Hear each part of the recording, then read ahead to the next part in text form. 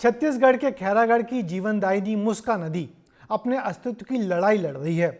कभी शहर की प्यास बुझाने वाली ये नदी आज गंदे नाले में तब्दील होती जा रही है। मुस्का नदी में शहर का गंदा पानी मिलाया जा रहा है। लोग परेशान हैं, लेकिन प्रशासन सफाई की ओर ध्यान नहीं दे रहा। हालांकि स्वच्छता के नाम पर हर साल लाखों रुपए का बजट आता है। देखिए नदी की दुर्दशा को दिखाती हमारी ये खास रिपोर्ट। मुस्का नदी के अस्तित्व पर खतरा, नदी में मिल रही गंदगी और कचरा।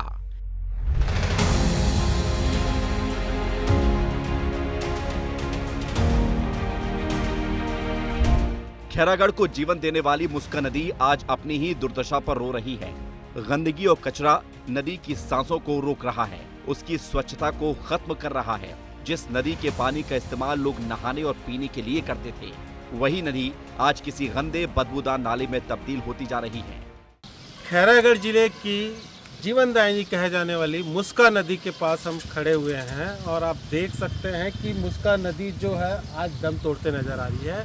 तो हम इसलिए ऐसा कह रहे हैं कि आज जिला प्रशासन की उदासीनता और यहाँ के जनप्रतिनिधियों के लाचारिता के चलते आज मुस्का नदी की हालत आप देख सकते हैं। मैं अपने कैमरामैन को कहूँगा कि वो मुस्का नदी का जो तट है वो दिखाए।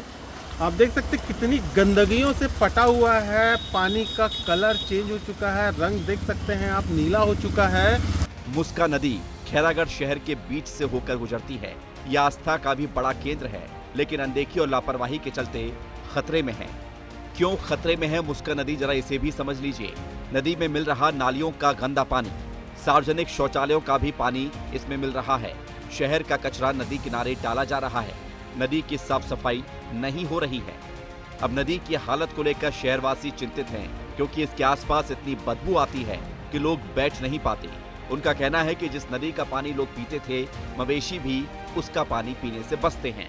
इतनी गंदगी मुस्का नदी में है कि आप देख सकते हैं, जाके वहाँ नाली भरा हुआ, कचरा भरा हुआ, और इतनी गंदगी नाली का पानी मुस्का नदी में आना और वहाँ बदबू आना। जबकि यहाँ के धार्मिक संस्था के लोग वहाँ और जिला प्रशासन भी वहाँ गंगा आरती का 2 बार आयोजन भी हो चुका है, लेकिन वहाँ नगर पालिका कोई ध्यान नहीं।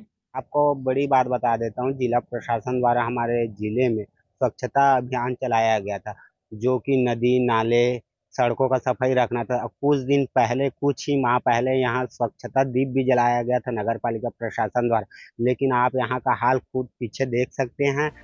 ऐसा नहीं है कि स्वच्छता के लिए राशि नहीं आती, बल्कि ये राशि भ्रष्टाचार की भेंट चढ़ जाती है। स्वच्छता श्रृंगार के तहत साफ सफाई के लिए 10 लाख रुपए की राशि आई, जिसे लेकर जनप्रतिनिधि सीएमओ पर गंभीर आरोप लगा रहे हैं।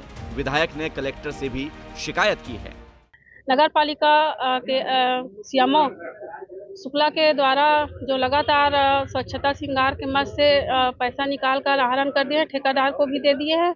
और वहाँ जो स्वच्छता श्रृंगार मद से जो पैसा निकला है 10 लाख रुपया का, उस पैसा को हम लोग ने देखा कि चलो साफ सफाई किए हैं कि नहीं किए करके हम लोग ने निरीक्षण में निकले। तो यहाँ पे सार्वजनिक शौचालय 19 है, 19 वार्ड में।